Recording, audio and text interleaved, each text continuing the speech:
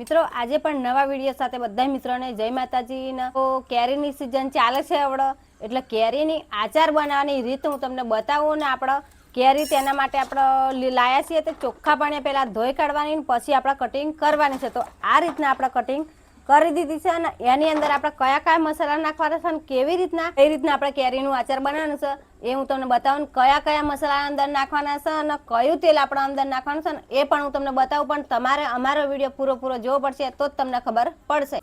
તો આપણે પહેલાં તો 1 ચમચી મીઠું અંદર નાખીએ। તો આપણે 1 ચમચી મીઠું અંદર નાખી દીધી છે ને 1 ચમચી અડધર પણ અંદર આપણે નાખી દઈએ। તો આપણે આ કેમ નાખવાનું, તો કેરી નરમ પડી જાય ને એ માટે આપણે નાખવાનું છે ને આપણે મિક્સ કરી દઈએ।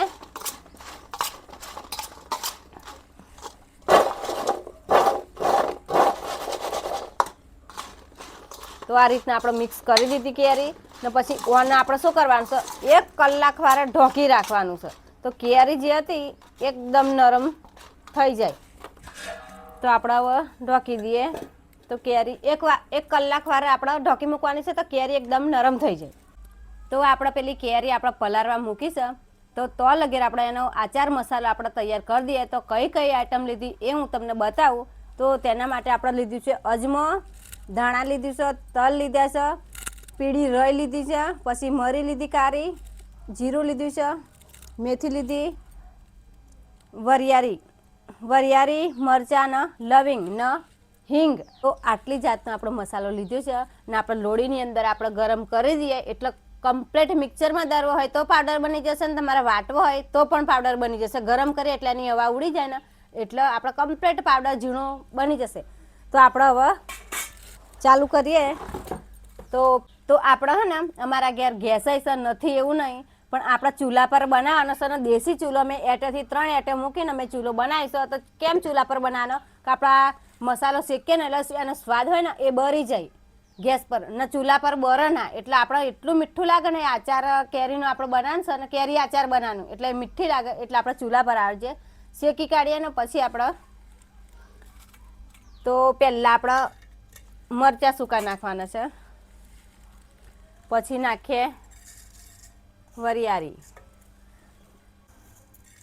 તો વરિયાળી નાખી છે, હવે અજમો નાખવાનો છે, પછી તલ નાખી દઈએ, તલ થોડાક વધારે નાખીએ, પછી ધાણા સૂકા નાખવાના છે, પછી કારી મરી બહુ નહીં નાખવાની, આપણે થોડી નાખવાની છે, પછી જીરું નાખી દઈએ। જીરું પણ વધારે નાખશો તો ચાલી જશે ને એની અંદર મેથી નાખી દઈએ ને રઈના કુરિયા નાખી દઈએ ને લવિંગ 2 થી 3 લવિંગ નાખી દઈએ। તો મિત્રો આપણે દેવતા લગાડી દીધું છે, તો દેવતા પણ બરે છે ને તમારા ઘેર પણ ચૂલો ના હોય ને તો ગેસ પર પણ ચાલશે। તો ધીમે શેકે આપણે શેકવાનું છે, બહુ બારી નથી મૂકવાનું, આપણે ને કરકરો બને ને એ રીતના આપણે વાટવાનો છે કે મિક્સરમાં દરવાનો છે, બહુ પાસે એકદમ ઝીણો પાવડર નહીં બનાવી દેવાનો। તો મિત્રો આપણો મસાલો શેકાઈ ગયો, અવાજ જે હતી એ બધી ઉડી ગઈ ને એકદમ મસ્ત કડો મસાલો થઈ ગયો એટલે વાટવામાં પણ આપણને મજા આવશે।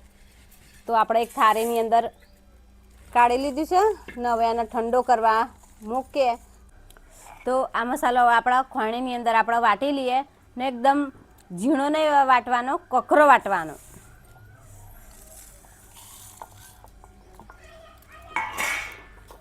તો આપણે વાટી લઈએ એટલે આ તો ગરમ કરેલો છે ને હવા ઉડેલી છે એટલે એકદમ જ વટાઈ જશે।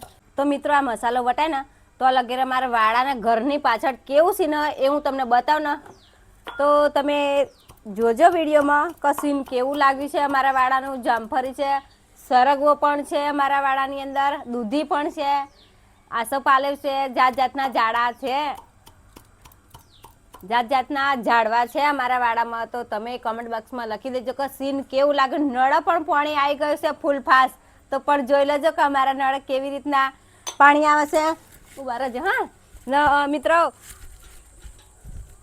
અમે પણ નળનો વિડીયો બનાવેલો, અમારો નળ ભાગી ગયેલો ને તો પછી મેં સ્ટિંગની બોટલ લાવી ને પછી આ રીતના જોઈન્ટ કરી દીધી ને પછી આ રીતના અમે દાંટો મારી દઈએ છીએ. તો મને નળમાં કશું તકલીફ પડતી નથી. તો તમારે પણ નળ તૂટી ગયો હોય ને તો આ રીતના તમે સ્ટિંગની બોટલ લાવીને નાખી દેજો ને ગરમ કરી દેજો એટલે ચોંટી જશે. આપણે સરસોનું તેલ ગરમ કરી લીધું છે. વધારે ગરમ નહીં કરવાનું, ઉકારો નહીં લાવવાનો, ખાલી ગરમ કરી લેવાનો છે. ને એની અંદર આપણે હિંગ નાખશું અડધી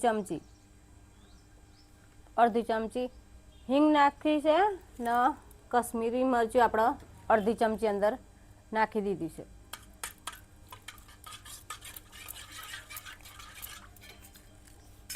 હવે એની અંદર આપણે જે મસાલો બનાવેલો આચાર મસાલો એ અંદર નાખી દઈએ.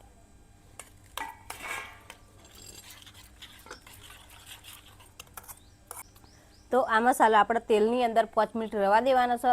તો તેલમાં આપણે રવા દઈશું તો 5 મિનિટમાં મસાલો બધો ફૂલી જાય એમ. તો આપણો મસાલો હવે 5 મિનિટ થઈ ગઈ એટલે આપણો મસાલો બધો ફૂલી ગયો છે. જુઓ એ મસાલો ફૂલી ગયો કમ્પ્લીટ. ને આપણી કેરી પણ 1 વાગે આપણે પલારેલી ને 2-2:30 થવા આવ્યા એટલે કેરી પણ કમ્પ્લીટ આપણી થઈ ગઈ છે, નરમ થઈ ગઈ છે. તો જુઓ કેરી પણ આપણી નરમ થઈ ગઈ છે. તો આ મસાલો છે બનાવેલો એની અંદર આપણે નાખી દેવાનો છે.